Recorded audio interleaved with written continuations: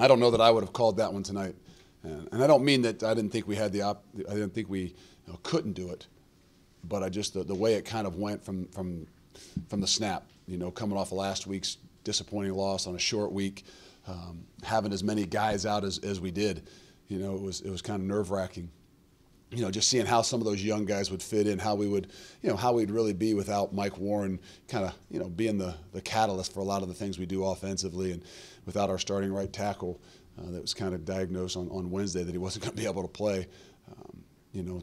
Having some, Arquan Bush that has to go in and play 3/4 of the game for us. So there was a lot of things that kind of ran into this week to say, hey, we're going to find out a lot about, the character of our team, the strength of our leadership, and the way those guys will be able to handle some things. And I tell you, they did. I'm not saying they amazed me, but they did some great things tonight. And there's some even greater things that were on the sideline. Just the ability to see, that growth from the quarterbacks too. And I mean that from Hayden Moore and his ability to help prepare Desmond, and not just in this game, but throughout the entire year.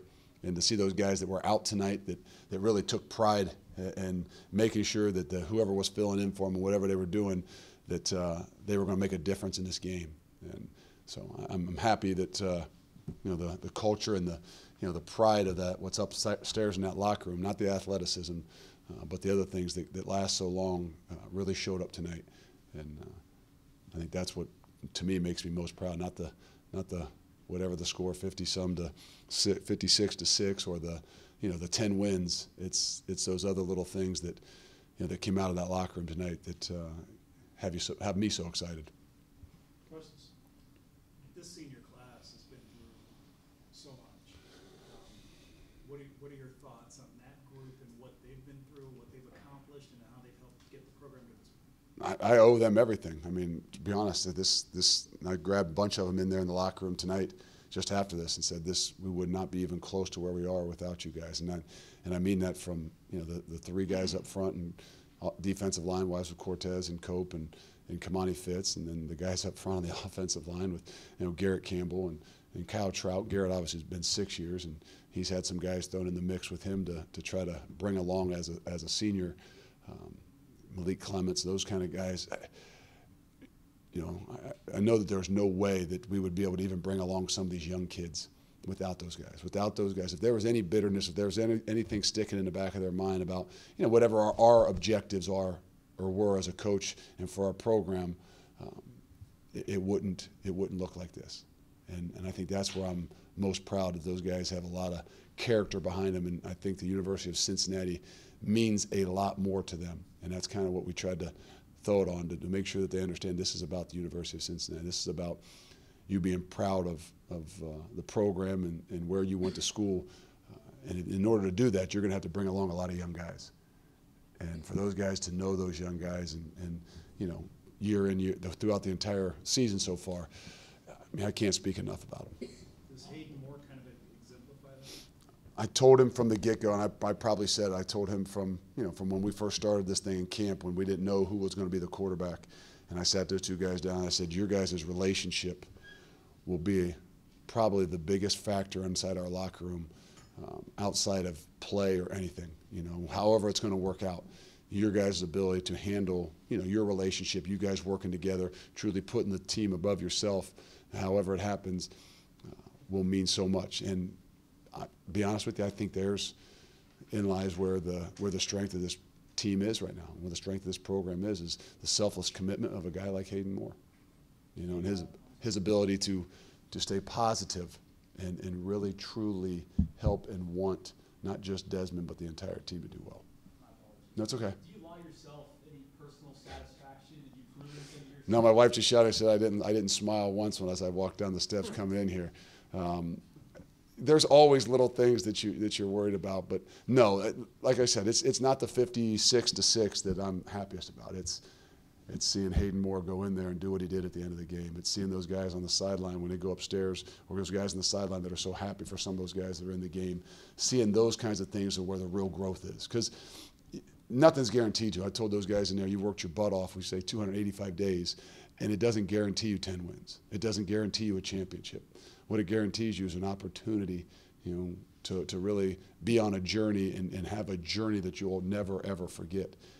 And I think as I slightly reflect, those are the things that, that make you smile the most, of seeing those guys start to realize about the journey and not just the destination, and the pride that I think they have in what they wear on the front of their chest now. Luke, when you reflect back on the 3 regular seasons that you've been in charge of a program, including 2017 and 11, how would you compare the experience of coaching this 2018 year? There's not a whole lot of unfortunately, we all rise and fall upon a little bit of the record. We say that's not what it's all about, and I know it's not.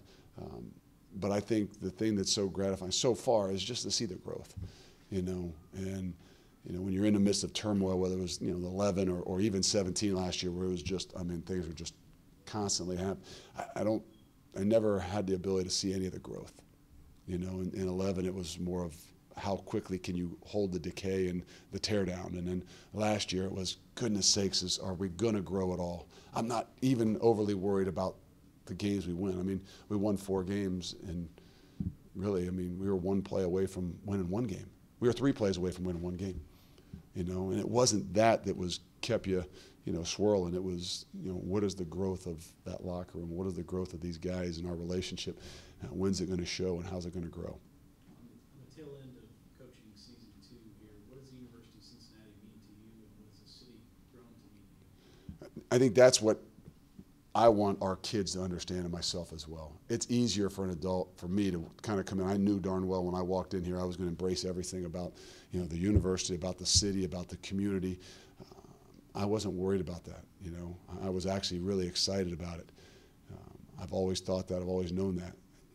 My job was to be the example to our guys that they got to take pride in what it is that they do and what they represent. When we came in, we talked about owning it, representing it, in everything we do.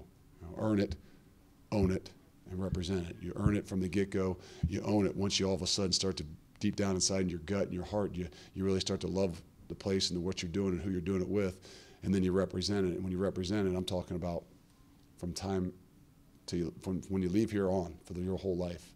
And I think, yes, success helps that. It helps that, but I think it's the bonds and the way at which you do it at a place that, allows you to really represent it, for your whole life. And, so I think that's the growth of what we're doing and how we recruit and the kids where we recruit, and you want them to have that. Garrett Campbell tonight started at guard next to Vicari. Talk about that one. Yeah, that happened on Wednesday. Just trying to figure the best mix, and that's the versatility that a guy like Garrett Campbell gives you. Not only does he come back from 6 weeks from a broken leg, but his ability to move, and the versatility. Kyle Trout bumped out on Wednesday practice, where we're not even in pads, to go play tackle, which he hasn't played all year. But those guys' ability to make those selfless sacrifices for the team, even on their senior day and their last opportunity to play here, they didn't bat an eye at it. They didn't worry about it. They said, whatever's best, we'll get the best lineup out there, and we'll get this thing done.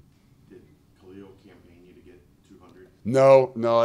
That's where I don't quite see those things. I heard him on the headset say, hey, you're right, if we throw this thing here, we want to get the Khalil to 200. So, it's a great thing. In the way he's handled it, I think, he's had a lot of ups and downs this season, in the sense that, early in the season we didn't throw the ball much, and that's what I'm talking about, the ability for those seniors to not duck their head and pout and go the other direction, even when things aren't going their way. We might be winning, but we all have that selfish nature inside us that even if we're winning, but we don't feel like we're contributing and doing the things we need to do, it still makes it difficult. And his ability to continue to fight through those things is why he is there tonight. You guys have any plans right now to move forward as you get ready to? No, we don't know what. We'll meet. We'll give them off tonight. We'll get them off tomorrow. We'll meet on Sunday, give them a little bit of a snapshot of where we think we are and how we're going to even get some work done this week as the coaches to go out and recruit. But there's going to be some things we're going to get these guys doing because they've got goals and dreams too, and we know darn well the next step is going to be not who we play but how we perform. And when they perform like this, they're excited about continuing to do the things. Having coached in a bowl game before many times before at Ohio State, how much different is the preparation leading up to that, where you have more time than just during the regular season? It's not much different. I think the thing about it for a young program like us, I think these are the ways that you really build. You have an opportunity that's almost like another spring football, whether it's 10 practices, 8 practices, 12 practices, whatever it is. There's a lot of work to be done, and there's a lot of work with young guys outside of just the preparation for the actual game. So that's what excites me, is to have a lot of these young guys that they're going to get a lot more preparation and play in the game that they love. And then some of those guys that haven't had opportunities, so they're going to be excited about doing those things. So that's why you want to get back at it as fast as we possibly can. Good? All right.